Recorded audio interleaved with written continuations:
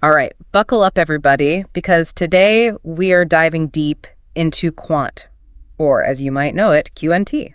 Oh, Quant. This crypto project is all about getting different blockchains to play nicely together, and, it's pretty ambitious stuff. It is. We've got a ton of research piled up here. Market data from the usual suspects, Forbes, CoinRepublic, but also some really interesting stuff from Quant's own website. Yeah. So get ready to have your mind blown a little, because we're going to be talking about way more than just, how much one QNT is worth. Right. This is about rethinking how the whole blockchain space could work in the future. And the potential there is huge.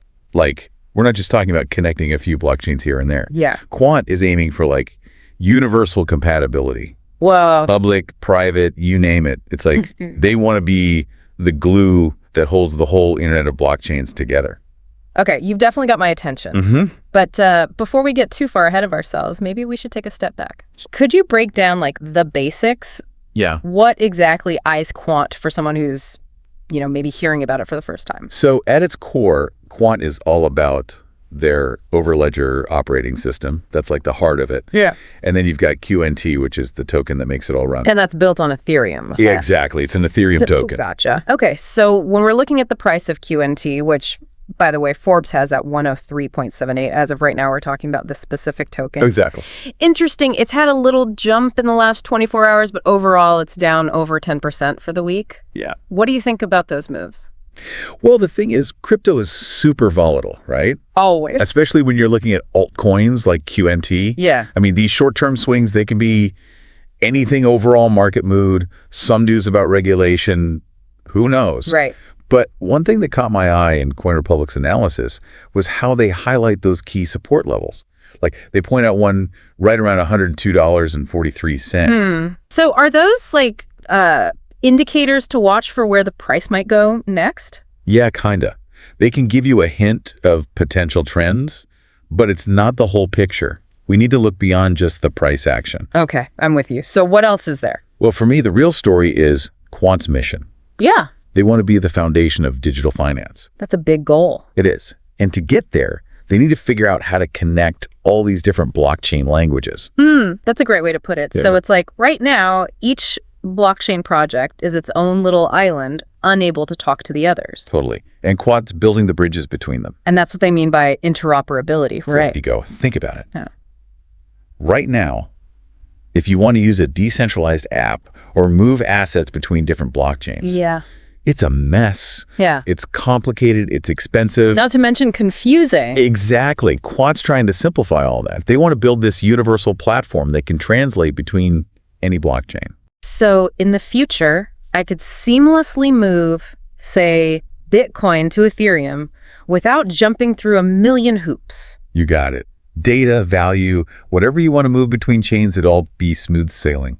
Okay, that is pretty game-changing if they can pull it off. Yeah. And this Overledger thing we keep hearing about, that's their secret weapon, right? Well, CoinMarketCap describes it as a universal translator for blockchains, which is a good starting point. Yeah. But it's still kind of technical, isn't it? Oh, absolutely. It's definitely over my head. Could you break it down for us non-programmers? Think of Overledger, like the foundation on which developers can build these amazing things called multi-chain applications, or, maps for short. Maps? Yeah. These are apps that can tap into the best features of multiple blockchains all at once. So it's not just connecting the blockchains, it's letting developers build entirely new stuff that couldn't exist before. Exactly. And that's where it gets really exciting. It's not just about making blockchains talk. It's about creating this whole new breed of applications that can do things we can't even imagine yet. Okay, my head is officially spinning. Huh. But, on their website, Quant talks about how they're not just building for developers. They mention everyone benefiting: financial institutions, businesses, even people who don't know anything about blockchain. That's a key part of their vision, right? Yeah. They want to make sure their tech is user-friendly and accessible, no matter your technical skills. Right. And their website actually does a pretty good job of explaining all this complex stuff in plain English. I was pleasantly surprised by that, too. It's way more approachable than most blockchain websites out there. Agreed. Okay, let's dig a bit deeper into Quant's Why Quant section. Yeah. They throw around a lot of buzzwords there. Interoperability, we already talked about that, but also ease of use, security, resilience, programmability, adaptability. A mouthful, I know. What do all those actually mean in the real world? Well, they're more than just buzzwords. These are the guiding principles that Quant's built on. Right. Take interoperability, for example. It's not just about connecting blockchains. It's about doing it securely, reliably, and at a scale that can handle real-world demands. So they're not building this for like hobbyists or small-time projects. They're aiming for the big leagues. Exactly. We're talking businesses, institutions, organizations that need solutions that can handle massive amounts of data, super tight security, and seamless integration with the systems they already have. Makes sense. And what about ease of use? How do you make something this complex user-friendly? Well, their website is a good start. Yeah. It's clear, concise, avoids all the techie jargon that would scare most people away. Right. But more importantly, they're building tools and interfaces that hide all that blockchain complexity under the hood. So developers and businesses don't need to be blockchain experts to use it. Exactly. They can just focus on building their applications and let Quant handle the rest. So it's like they're providing the building blocks, and others can use those blocks to create whatever they dream up. Exactly. That's the beauty of it. It's not about limiting anyone. It's about giving them the power to build amazing things on top of this incredibly powerful platform. Okay, so that covers interoperability and ease of use. What about security? How are they addressing all the concerns about blockchain being vulnerable to hackers and all that? Well, security is obviously paramount in this space. And one thing that gives me confidence is that Quant's founder, Gilbert Verdian, has a serious background in cybersecurity. Oh, yeah. Their website mentions he was a CISO, that's like a Chief Information Security Officer, right? Yes, exactly. And that experience is baked into Quant's approach. We're talking multiple layers of security cryptography, secure communication protocols, strict access controls, the works. Whoa, sounds intense. They've also gone through rigorous security audits from third-party experts just to make sure everything's up to snuff. So they're not messing around when it comes to security? Nope. And that's essential, especially for businesses that are going to be trusting this technology with sensitive data. Makes sense. Okay, we've talked about security. What about resilience? How does that fit in? So resilience is all about the system's ability to withstand disruptions. Like, what happens if there's a network outage? Or, God forbid, a cyber attack? Yeah. Quant has built in redundancy and failover mechanisms. Basically, if one part of the system goes down, other parts can pick up the slack and keep everything running smoothly. That's reassuring, especially for companies that need their systems up and running 24/7. Definitely. And that just underscores their focus on building enterprise-grade solutions, stuff that can handle the demands of the real world. All right, let's move on to programmability. What does that even mean in the world of Quant? It basically means how easy it is for developers to build and deploy applications on the Quant platform. And that's where Overledger shines as a blockchain operating system. So it provides the tools and infrastructure that developers need to create those maps we talked about earlier. You got it. They have APIs, SDKs, and even pre-built templates, all designed to make the process as streamlined as possible. So they're not just saying, hey, connect any blockchain you want. They're also giving developers the tools to actually do something with that connectivity. Exactly. They're lowering the barrier to entry and making it easier for developers to experiment, innovate, and build incredible things. Gotcha. Okay, last buzzword, adaptability. What's the significance of that? Well, in a world where blockchain tech is evolving at warp speed, adaptability is crucial. Yeah. And Quant gets that. They're constantly monitoring the latest developments, making sure that Overledger stays compatible with any new blockchain protocols that pop up. So they're not just building for today, they're building for the future, whatever that might look like. Exactly. They're playing the long game here, and that's what makes them so interesting to follow. Okay, we've unpacked all those buzzwords, and it's clear that Quant is built on some pretty solid foundations. But I'm still a bit fuzzy on those maps, those multi-chain applications you mentioned. Can you paint a clearer picture of what they might look like in practice? Sure, let's take an example like supply chain management. Okay. Imagine a system that tracks the movement of goods across different countries, maybe even continents. Right now, all that data is likely stuck in separate databases. Right. So trying to track a product in real time and make sure it's authentic, what's a nightmare? A logistical nightmare. Exactly. But with a map built on Quant, each step in that journey could be recorded on the most appropriate blockchain for that region or industry. Okay, so let's say a product starts its journey in China. That part gets logged on a Chinese blockchain.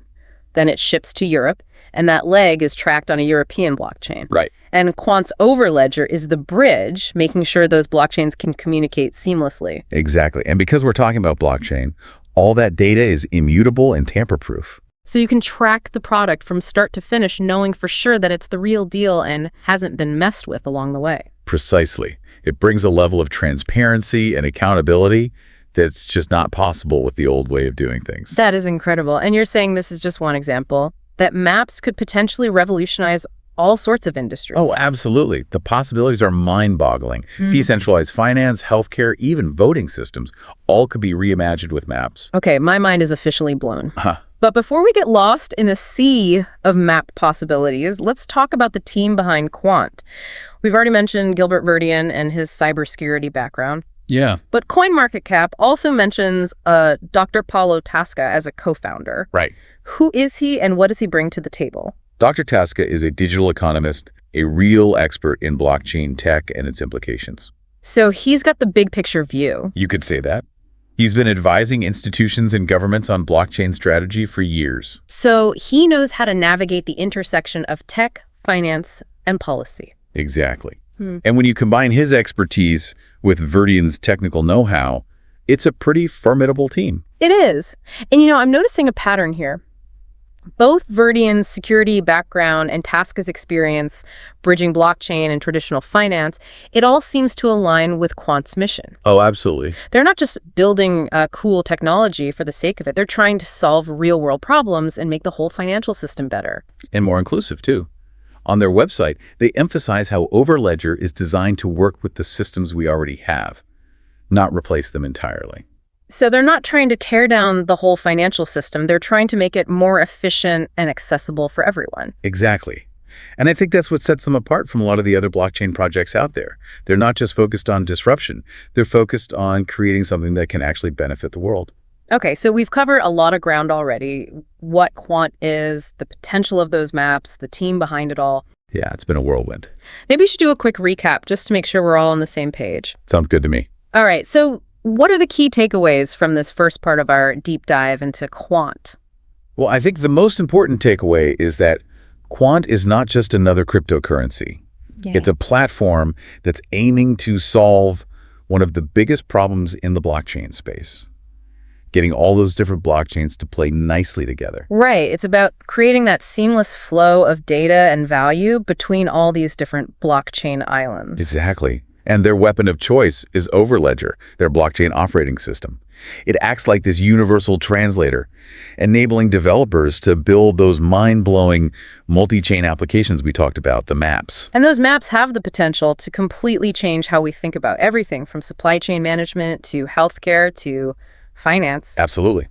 And the team behind Quant, they've got the experience and the vision to make this happen. They're not just tech wizards, they're bridge builders working to connect the world of blockchain with the traditional financial system. So it's not just about building technology, it's about building a bridge to a more connected, efficient, and accessible financial future for everyone. You said it. And that's what makes Quant such a fascinating and exciting project to follow. It's amazing how Quant wants to bring in everyone, right? From experienced blockchain developers to people who are totally new to the space.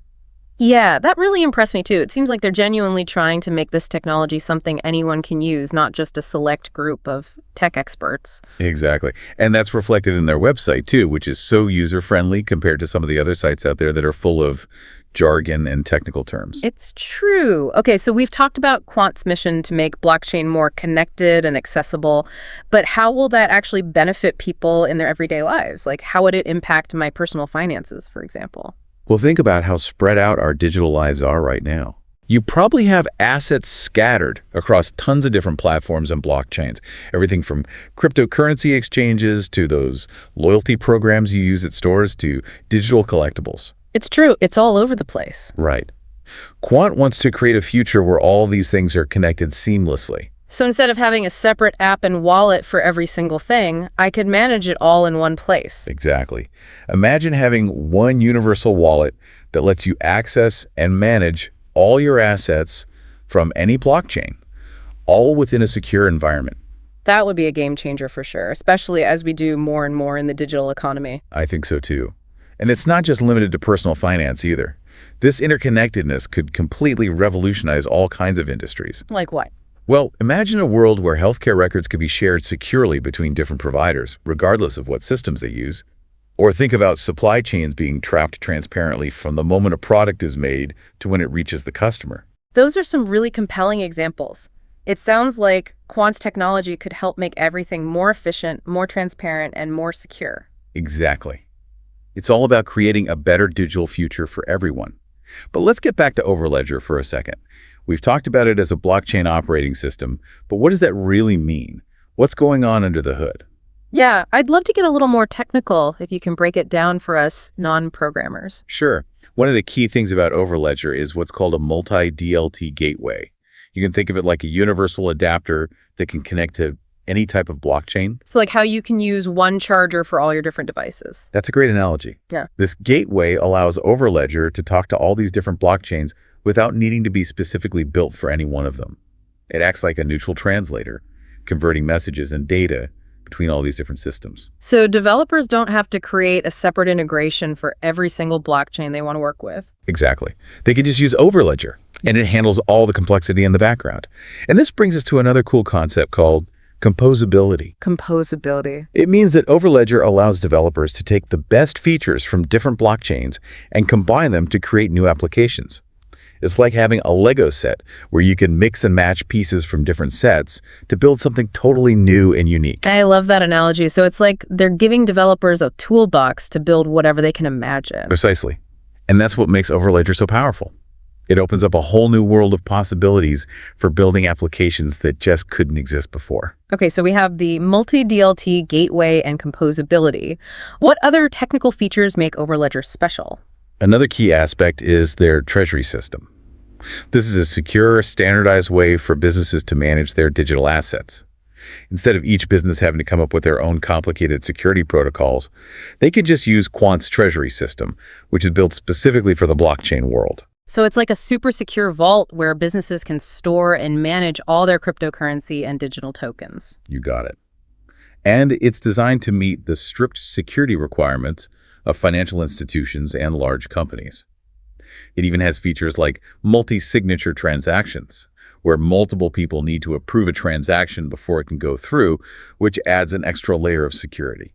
That makes sense, especially when we're talking about such valuable digital assets. But how does Overledger actually help developers create and launch these maps we keep talking about? Well, Overledger has everything developers need to build and deploy maps. Like what? Things like software development kits or SDKs and application programming interfaces, which are often called APIs. Right, I've heard of those. They even have pre-built templates that developers can use as a starting point. So it's not just about connecting blockchains. It's about providing developers with all the tools and resources they need to build amazing things on top of those connections. It sounds like they're really trying to create a supportive ecosystem for developers. Exactly. The easier it is for developers to build on Quant, the more innovative and impactful applications we'll see. And that brings us back to Quant's overall vision of becoming the foundation of digital finance. They're not just building a technology, they're building a community. That's an inspiring goal, for sure. But as with any ambitious project, there are always challenges along the way. What are some of the hurdles that Quant might face as they try to achieve their goals? Well, one challenge is just the sheer complexity of what they're trying to do. Building a platform that can connect and translate between potentially hundreds of different blockchain protocols is a massive undertaking. It requires a lot of technical expertise and a deep understanding of how each blockchain works. So it's like trying to build a bridge that can handle all kinds of different vehicles, from tiny cars to huge trucks, all moving at different speeds and carrying different loads. That's a fantastic way to put it. It's a huge engineering challenge. Then there's the issue of getting people to actually use it. For Quant to be truly successful, they need developers, businesses, and everyday people to choose their platform. So they need to convince people that Overledger is the best platform for building those multi-chain applications. Exactly. And it's not just about showing off the technical features, it's about showing how Overledger can solve real-world problems, save people money, make things more efficient, and open up new possibilities for innovation. And they need to do all of this in a world where things are changing constantly and new blockchain projects are popping up all the time. You got it. It's a competitive landscape, and Quant needs to prove that they're the best option out there. So it's not just about building great technology, it's about marketing, building relationships, and creating strategic partnerships. Absolutely. To be successful in the blockchain world, you need a combination of technical skills, business savvy, and the ability to build a strong community around your project. It sounds like a lot to juggle, but it seems like Quant has a lot going for them. They have a strong team, innovative technology, a clear vision for the future, and a growing community of supporters. I agree. And I think one of their biggest strengths is their focus on real-world applications. They're not just building something theoretical, they're actively working with businesses and organizations to implement Overledger in real-world scenarios. Like that supply chain example we talked about earlier. Exactly. They're also looking at applications in finance, healthcare, and government. That focus on solving real problems is definitely a good way to get people's attention and show that their technology is more than just hype. Absolutely. By demonstrating the real-world benefits of Overledger, Quant can prove that their technology is creating value and making a difference. So we've talked about the challenges, but let's not forget about the potential rewards. If Quant succeeds, what kind of impact could it have on the world? The possibilities are pretty incredible. Imagine a world where data and value can flow freely between all these different blockchain networks, where businesses can collaborate easily across borders, and where individuals have more control over their own digital lives. That sounds like a much more interconnected and empowered world. Exactly. Quant's vision is to create a more efficient, transparent, and inclusive digital economy, one where everyone can benefit from blockchain technology, not just a select few. It's a great vision, but we need to remember that this is still a relatively new and untested technology. There are always risks involved, and nothing is guaranteed in the world of blockchain. You're absolutely right. It's crucial to approach any investment in this space carefully and do your own research. But it's also important to be optimistic and recognize that this technology has the power to change the world for the better. So it's about finding a balance between caution and optimism. Exactly. We need to be aware of the risks, but we should also be open to the possibilities. And I think Quant is a project that represents that balance well. They're taking a thoughtful and practical approach to building their technology while staying true to their ambitious vision for a better future. Well said. We've talked a lot about the technical side of Quant and their Overledger platform, but I'm curious about their business model. How do they actually make money? That's a great question, and it's one that doesn't get asked enough in the crypto world. Quant's main source of revenue is licensing fees for Overledger. So businesses and developers who want to use their platform have to pay a fee. Exactly. It's similar to a subscription model, like those software as a service platforms you see everywhere. So the more people using Overledger, the more money they make. That's the idea. Okay. But there's another interesting aspect to their business model that sets them apart from many other blockchain projects. Whoa, what's that? It's something called the Overledger network. This is a separate blockchain that acts as a central hub for all the different blockchains that are connected by Overledger. So it's like a central clearinghouse for all the transactions happening between different blockchains on Quant. You got it. And to access this network and use its features, businesses need to hold and stake QNT tokens. Ah, so that's how the QNT token comes into play, beyond just being something that people trade on exchanges. Yeah. It actually has a real use within the Quant ecosystem. Precisely. By requiring QNT tokens for network participation, Quant creates a direct link between the value of their token and the success of their platform. As more people use Overledger, the demand for QNT tokens should increase. That's a clever strategy. It gives the token real utility and ties its value to the growth of the platform.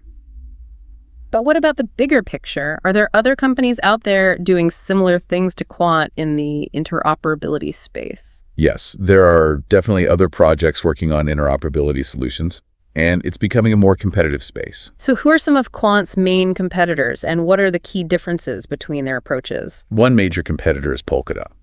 Like Quant, Polkadot wants to connect different blockchains, but they use a different method called sharding. Right, sharding. Can you remind me what that is again? I always struggle to remember. It's essentially about splitting a blockchain into multiple smaller chains or shards to make it faster and more efficient. So instead of processing all transactions on one big blockchain, you spread them out across these smaller shards, which allows them to be processed simultaneously. Exactly. And Polkadot allows these shards to talk to each other so different blockchains can interact. Okay, so both Polkadot and Quant are trying to solve the same problem of connecting blockchains, but they're using different technical methods.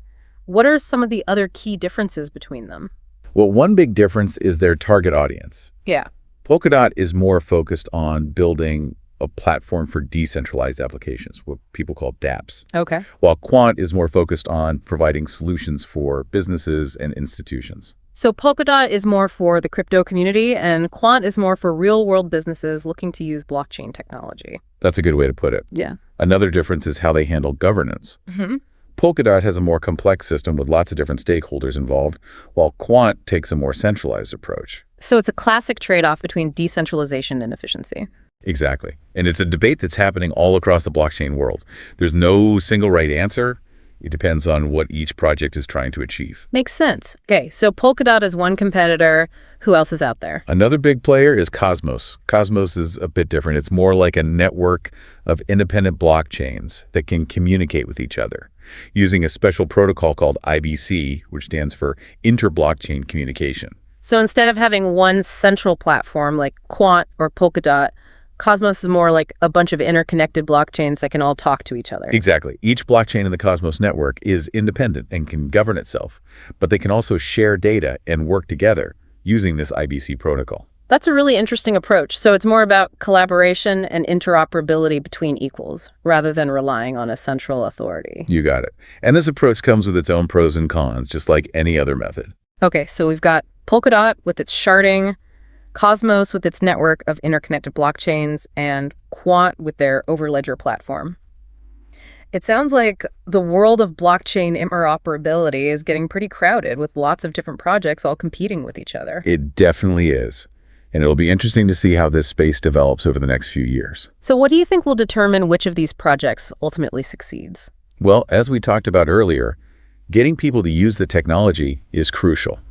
The projects that can attract the most developers, businesses, and users will have a major advantage. So it's not just about having the best technology, it's about building a thriving community and ecosystem around that technology. Precisely. You need to build a strong community, provide excellent support to developers, and make it clear why people should choose your platform over the others. And you need to constantly innovate and stay ahead of the curve in a space that's changing so quickly. You got it. It's a challenging and dynamic environment, but also incredibly exciting. It sounds like it. We've talked a lot about the potential benefits of interoperability, but are there any risks that we should be aware of? Are there any downsides to connecting all these different blockchains? That's an important question. One potential risk is that increased connectivity could create more opportunities for hackers and malicious actors. So if one blockchain gets hacked, could it potentially spread to all the other connected blockchains? That's a valid concern. And it's something that all these interoperability projects need to be thinking about carefully. They need to have strong security measures in place and work together to share information and best practices to protect the entire ecosystem. What other risks are there? Another potential risk is that increased interoperability could actually lead to more complexity and fragmentation in the blockchain space. I'm not sure I follow. Well, right now, we have a few dominant blockchains, but if everyone starts connecting their own blockchains together, we could end up with a huge, messy web of hundreds or even thousands of different chains. Ah, I see. So instead of simplifying things, interoperability could actually make it more complicated and difficult to navigate. That's the risk. Yeah. And it could make it harder for developers to build applications that can work smoothly across all these different blockchains. Yeah. So there's a trade-off between connecting everything and keeping things simple and manageable. It seems like a tough balance to strike. Okay, so interoperability has both potential upsides and downsides. It's a complex issue, but it's definitely going to play a major role in how the blockchain space evolves over the next few years. I agree. It's going to be fascinating to see how Quant and the other interoperability projects navigate these challenges and opportunities. Okay, we've covered a lot of ground in this deep dive into Quant. We've talked about their mission, their technology, their business model, their competitors, and the whole landscape of interoperability solutions. We've also looked at the potential benefits and risks, and some of the things that might determine which projects will ultimately succeed. So now, let's bring it all back to our listeners. Why should they care about Quant and the broader trend of blockchain interoperability? What are the key takeaways from our discussion? Great question. Let's summarize everything we've talked about and make it relevant and actionable for our listeners. Exactly. What's the so what of all this? Why should people be paying attention? First of all, because blockchain technology is here to stay. This isn't just some passing fad or a speculative bubble. It's a fundamental innovation that's going to change how we interact with the digital world. And you're saying that interoperability is essential to unlocking the full potential of blockchain. Exactly. If we can connect these different blockchain networks, we can create a more efficient, transparent, and fair digital economy. And that's something that should benefit everyone, not just a small group of people. So it's not just about techie stuff, it's about building a better world for all of us. That's the idea. And Quant is one of the companies leading the way towards that better future. Okay, so blockchain is important, interoperability is key, and Quant is a company worth paying attention to. What else should our listeners keep in mind? Well, it's crucial to remember that the world of blockchain is still relatively young and things are changing quickly. There's a lot of hype and speculation out there, but also a lot of genuine potential. So it's important to be both cautious and optimistic. Absolutely. Do your research, be careful about how you invest, and be prepared for some ups and downs along the way. But also be excited about the possibilities and embrace the potential for this technology to create positive change in the world. And stay informed about what's happening. Yes. The blockchain space is moving fast, so stay up to date on the latest developments. What are some good ways for our listeners to stay informed? Well, listening to podcasts like this is a good start, but there are also tons of resources online. News websites, blogs, online forums, social media groups. And of course, it's always important to think critically about the information you come across. Don't just believe everything you read. Do your own research and form your own opinions. I agree. Be skeptical, ask questions, and challenge conventional thinking. Okay, so stay informed, be critical, and be excited about the potential of blockchain technology. Any other final words of wisdom for our listeners before we wrap up this part of the deep dive? Yes. I'd encourage everyone to think beyond the technical details and consider the broader implications of this technology. How might blockchain change our lives in the future beyond just finance and tech? That's a big question. What are your thoughts? Well, blockchain has the potential to disrupt lots of different industries and change how we interact with the world around us in fundamental ways. So it's not just about making money or building cool technology. It's about using this technology to create a better future for everyone. Precisely. And it's up to all of us to make sure that happens. We need to be thoughtful and intentional about how we design, implement, and use this technology. That's a powerful message. We've come a long way in this deep dive, from the price of QNT to these big philosophical questions about technology and the future of humanity. It's been quite a journey, and it just goes to show how important this topic is. Quant might be just one company, but they represent a much bigger shift that's happening right now. A shift towards a more interconnected, decentralized, and potentially transformative digital world. Exactly, and whether that world turns out to be amazing or terrible is up to us. That's a sobering thought. So, as we wrap up this part of the deep dive, we want to challenge you, our listeners. Don't just sit back and watch this happen. Get involved. Learn about this technology, ask tough questions, and be part of shaping the future you want to see. Couldn't have said it better myself. Thanks for joining us for this deep dive into Quant. We'll be back soon with the final part of this episode, where we'll explore some of these bigger picture questions and implications in more detail. Okay, so we've dug into the tech behind Quant, how their business works, even touched on the whole regulatory landscape. But I gotta say, what's really stuck with me is this idea of a future where everything's connected. Yeah, it's a pretty mind-blowing concept, right? All these systems that can't talk to each other now, suddenly being able to seamlessly share data and value. It really makes you wonder what kind of world that could create. Exactly. And that's what I find so fascinating about Quant. They're not just building software, they're trying to change how we interact with the digital world at a fundamental level. And that raises some pretty big questions, like who actually benefits from all this connectivity? Does it empower individuals, or does it just give more control to big companies and institutions? That's a really important point, because technology itself isn't good or bad. It's all about how it's used. Absolutely.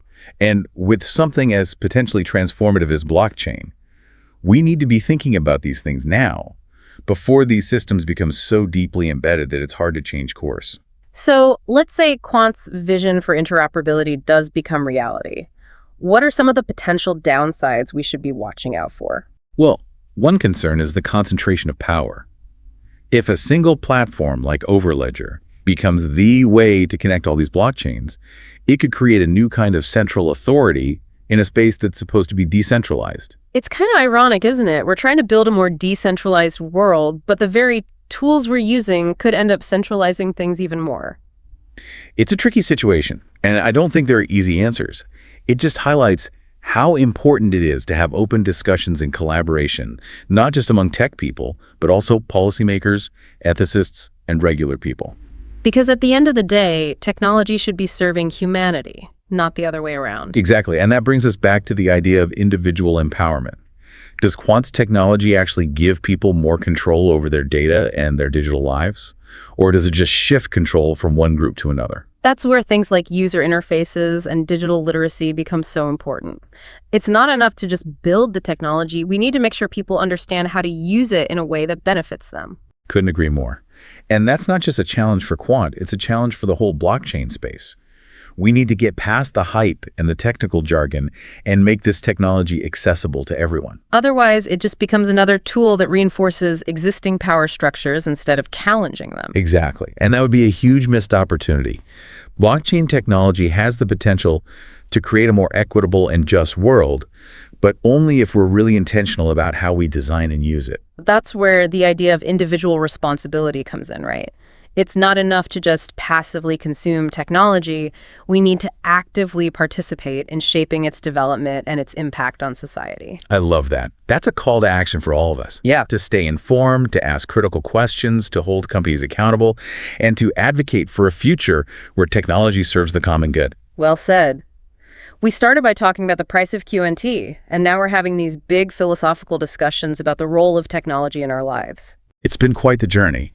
It just shows how much there is to unpack with this topic. Quant might be just one company, but they're part of a much larger movement that's happening right now. A movement towards a more connected, decentralized, and potentially world-changing digital reality. And whether that world turns out to be a utopia or a dystopia, well, that's up to us. So as we wrap up this deep dive into Quant, we'll leave you with a challenge. Don't just sit back and watch this happen. Get involved, learn about this technology, have those tough conversations, and be an active part of building the future you want to see. I couldn't have said it better myself. Thanks for joining us on the deep dive, and we'll see you next time.